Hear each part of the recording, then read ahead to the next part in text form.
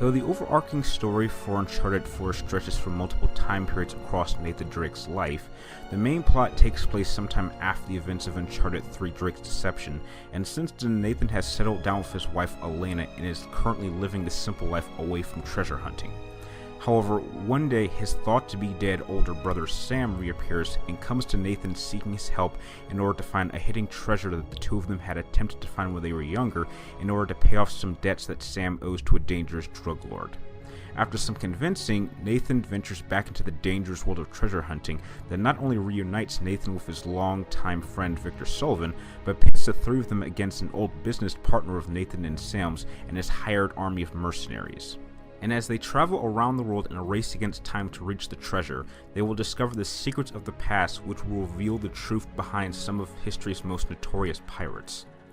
After having finished Uncharted 4, I can honestly say that although the main plot of A Thief's End is certainly not my favorite in the series, and there certainly are some story elements that aren't very original, and there are some twists and plot points that many of you will see coming before they actually happen, this is still an incredible game that brings a satisfying ending to Nathan Drake's story in the Uncharted franchise, whilst giving you some hints on a possible continuation of the Uncharted franchise. The strongest elements for me about the game's story was not so much the adventure aspect, but it was the relationship and personal connection and moments between the main characters. The chemistry between Nathan and Sam is truly electric, bringing out some of the best performances that I've ever seen in the Uncharted franchise from both veteran Nolan North and newcomer Troy Baker, proving once again why these two are some of the best performers in this industry.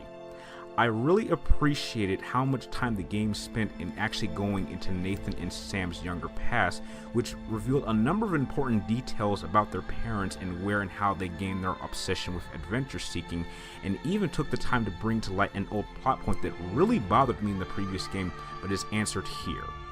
The emotional moments of the story are very well handled and appear at the most proper of times without staying too long and adding some not needed melodrama, with the confrontation of Nathan having to help his brother, which represents his past, and wanting to live a normal life with Elena serving as his present, bringing some of the most dramatic scenes I've ever seen in a video game. The only weak element that the plot of A Thief's End falls victim to are its underdeveloped antagonists, which their motivations are even taking part in this treasure hunt being so one-dimensional that it feels like an outdated cliche that I've seen countless times in both movies and video games. However, this element does not detract much from the overarching story, which positives in the storytelling department easily outweigh any and all negative outpoints that the main plot provides.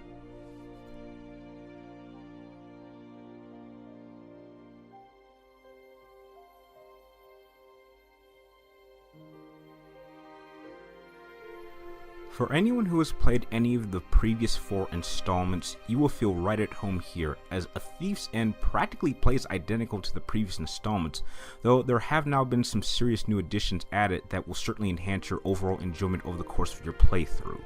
The core gameplay is that of a platform cover-based shooter that spans across the standard amount of chapters typically seen in all the Uncharted entries. When you are not engaged with your enemies, you will spend your time exploring vast and different environments that grant you a great sense of adventure and wonder, with every new terrain you travel to bringing its own amount of secrets to discover.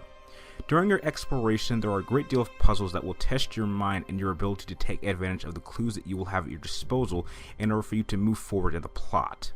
Some of the bigger additions to the gameplay is the addition to drive a series of vehicles in very vast and expansive maps, from a pair of widespread islands with multiple hidden secrets to a volcano site that requires some nifty driving and the use of a proper tool in order to get over some quite difficult terrain to get over.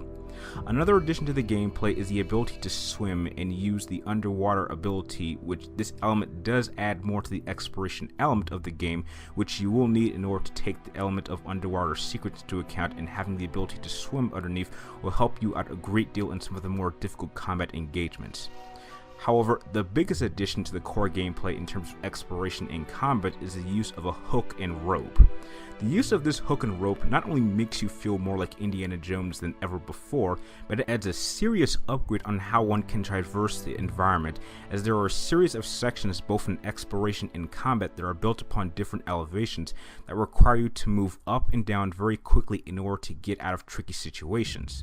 I must also give praise to the combat AI developers as they really stepped up their game this time around, as the enemy AI across all the difficulties is quite capable of using the technical aspects of the environment itself against you to either keep you pinned down, leaving you open to a flanking maneuver from a direction you will not expect, or put enough fire on you that it puts you in a position where it forces you to move to a location where the enemy AI has already prepared a series of ambushes for you, which for me forced me to have to play this game very differently than I had been used to in the previous installments. It took me about 14 hours to beat Uncharted 4 on my first playthrough on hard difficulty, and I'm not ashamed to admit that I did die a great deal of times.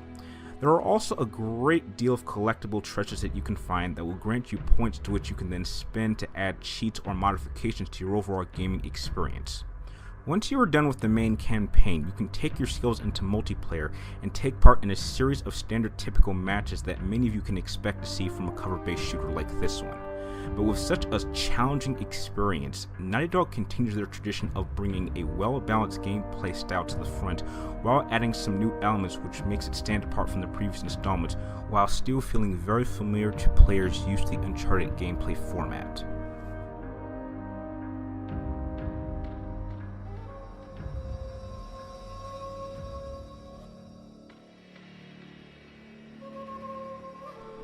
Since the very first installment of Uncharted back in 2007, Naughty Dog Studios has proven to be masters at creating quality AAA titles that push the boundaries of what video games are capable of with the right design elements, and they have done it once again here on nearly every possible level.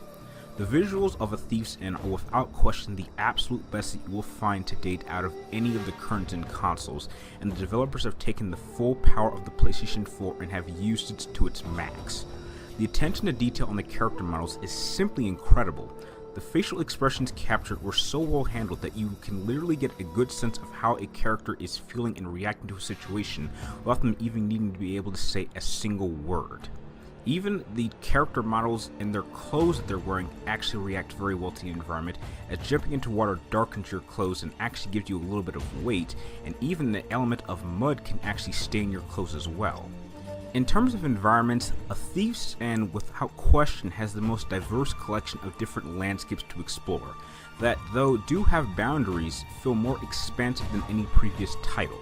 And with such wide-span environments, you really are encouraged to explore as much as you want, and this element even carries on into the combat sections, as there are really very few linear paths, and it grants you a good amount of options and approaches that keep the game feeling fresh, even with multiple playthroughs. The musical score once again adds to the atmosphere in the game, including adding sense of tension and excitement when the action set pieces begin, and will keep you on the edge of your seat until its conclusion. The only real technical issues that I encountered throughout my playthrough was that the cover-based system does seem to have trouble at times moving your character to your desired position from time to time, and I did happen to encounter a number of underwater visual effect errors that I don't believe were polished very well. But I didn't run into anything serious that would affect your overall experience with this game.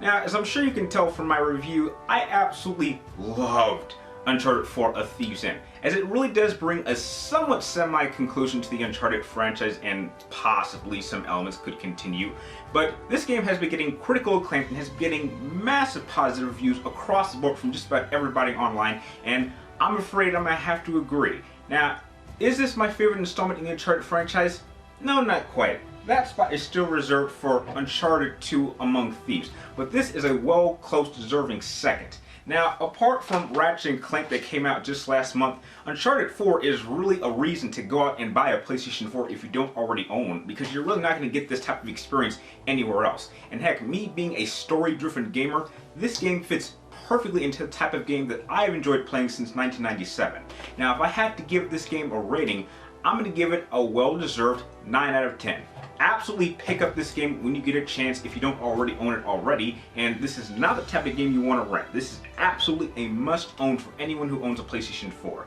Now, if you like my game review, feel free to like, comment down below, and please subscribe to track me with my future movie and video game reviews. And like always, thank you guys for watching. You're awesome, and I'll see you next time.